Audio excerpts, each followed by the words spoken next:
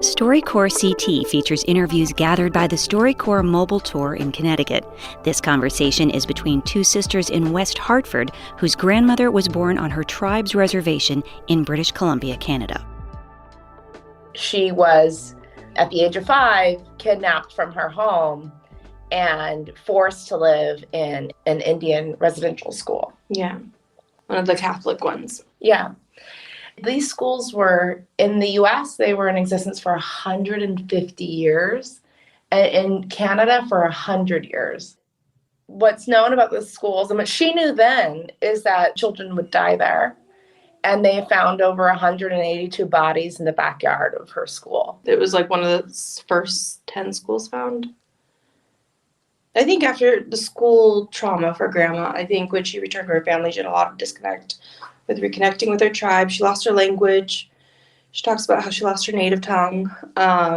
She was left-handed, so she was severely beaten in this school. Her hand is crushed. Not only did she lose her native tongue, she was so traumatized coming out of the school, she barely spoke. Right. And my mom would talk about when she was growing up, she didn't have a very good experience with my grandma. She was not that emotionally attached to her children at that time.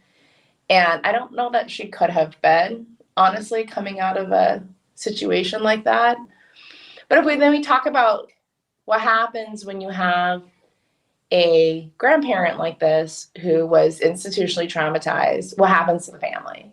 It's just crazy. And it created this poverty in our family because she couldn't support, she's smart, she's super smart, but she wasn't educated. She wasn't formally. Yeah, right. She didn't have a high school diploma. She couldn't get sort of a well-paying job. So then it kind of created a trail of mental illness because it's, their PTSD from being in a residential home for Native Americans. And then it passed on to our mother from her inability to connect to her mother and her parents. And so she developed some trauma of her own. She had trouble connecting with us. Yeah, she had trouble connecting with her own children. What we're talking about is like, we know she wasn't there for Mom, but we should say like Grandma's a loving person. She's very loving now. She loves to hear about our lives. She loves to stay included. Yeah. She's like probably the most savvy old woman on Facebook. Yeah, I know. She's like got it down to T. Well, she likes Facebook because she has arthritis in her hands, and so she can talk into it. Oh, is that she doesn't have to type. She's actually talking to us. But so she's a very loving person. It was just locked up. Yeah. It was very locked up, and Mom got no access to that at all. No. I feel very close to her. And I went out of my way to go visit her many, many, many times to hear her stories and write them down and get the pictures. And I think she's happy right now. She's connected to her grandchildren and her great-grandchildren. But she lost so much of her life. As I've gotten older and I've learned more, I've had a lot more empathy for our parents and then their parents. And then that made me kind of look into the emotional genealogy of our family. And then all of this came together of like, what else were we expecting? Right. Right. That's not our fault. We're lucky. It's taken us 2 generations to somewhat bounce back, but not all of us have made it. There's tons of substance abuse in our family. Substance abuse.